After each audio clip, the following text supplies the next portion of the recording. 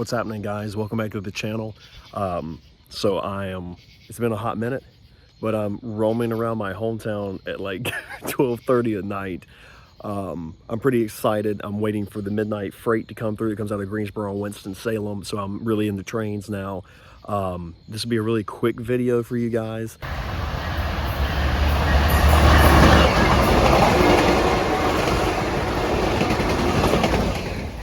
So, something really unique, guys, is this building right here, and you might be able to see it. The rail line used to come along through here and pull up to these docks over here, and they would pick up textiles and hosiery. Now, it's probably hard to see due to the stupid light, but back in the distance, you can kind of make out the original smokestack. They're restoring it. It's now the antique store, but they've uncovered where it says Cone Mill. And I thought that was really, really unique. It's something different. But like I said, we're waiting on the evening freight here. I wish they would unbrick those windows and replace them with the originals. I think they have plans for it, but I am not sure yet.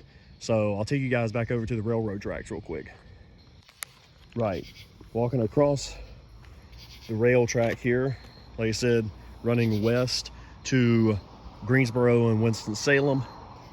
Here is our old Southern caboose. It will be a lot nicer in the daytime. I'll show you guys X758, then heading east toward Raleigh-Durham this way. This is the original runoff track here, which I was unaware. I've lived here, my whole life, even though I lived in Europe and Mississippi and Virginia, but I had no idea that many years ago, the 1950 steam locomotive that belonged to the Southern Railway actually crashed here and derailed. It was absolutely insane the amount of damage it caused, and I'll have to give you guys a tour inside the caboose tomorrow. All right, friends, here we go. So as you can see, Cone Mills, and this is the Mineola plant. I almost said Minneapolis, but the Mineola plant. Now, see all the old windows that have been bricked up. Unfortunately, that was definitely to keep, vagrants or squatters out, and that's unfortunate because, well, it's such an absolutely beautiful building. Now, what they've done is on the antique store, they've started to replace the windows, which look very similar to the originals, but with a little more of a modern touch. Now, like I was telling you guys last night, I know it was hard to see. There is the stack with scaffolding on it. They started to completely redo that. If I'm not mistaken, they may try to end up painting on it. I'm not 100% sure yet, but we'll see. I stay hopeful. You can see the newer brick facing, and they're starting to remove it, so I'm very excited about that. And that in turn will essentially allow for the original brick facing to be exposed like they've done here. The plan that I was told was to take some of these and turn them into upper class style loft apartments, but we'll see. So now I'm going to run you guys back over to the caboose like last night, and since it's daytime, I can take you inside and give you a little bit of a quick tour of it. All right, friends, here we are inside the caboose. Like I said, so here is a little bit of information on what I was talking about. Now, through Gibsonville here is where Southern used to run. I'm a huge Southern fan. Norfolk and Western, however, went to Winston-Salem, and then it would pass over top of us, if I'm not mistaken, through Danville and run along and then come back down into the Durham, Raleigh, Chapel Hill area, if I'm not mistaken. But I'm personally a fan of the high hoods. A lot of guys said they didn't like them. I think they're awesome. But kind of going down the line here a little bit kind of gives you an idea of how the historic depot used to look, and the boxcars here on that line that I was telling you all about. And then we'll move over here. Talking about passenger service through from 1906 to 1963. That's engine number 21 right there. We'll give you a quick walk around here for the radio box. Now, what's cool about these Southern cabooses is the fact that they have these bench style seats with the bay windows. Now, the reason for that is the reason they had the padded benches for the conductor and the flagman was to look outside the window to basically make sure the grease boxes weren't overheating. So if they were starting to smoke or turn red hot, which is extremely interesting considering, let's say, the Norfolk and Western caboose downtown in Burlington does not have that style whatsoever.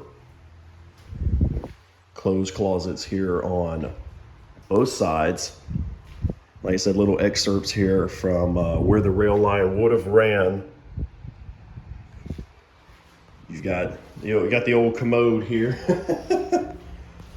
toolbox, all your air hoses on the rack, the water cooler.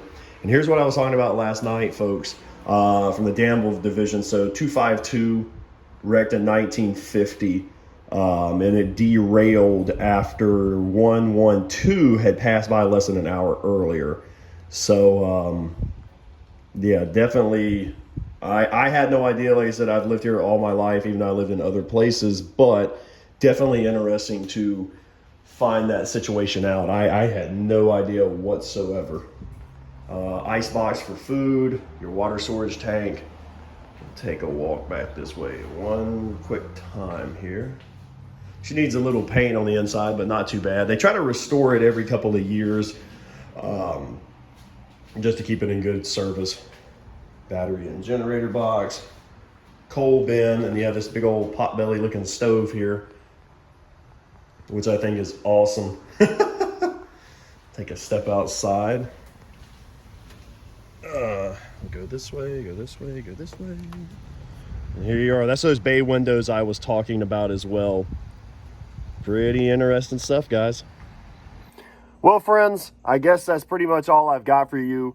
I'm finally going to, probably this coming week, go to Best Buy and purchase a Rode Bluetooth microphone. I'm super excited about that. They're about 150 bucks. That's nothing terrible.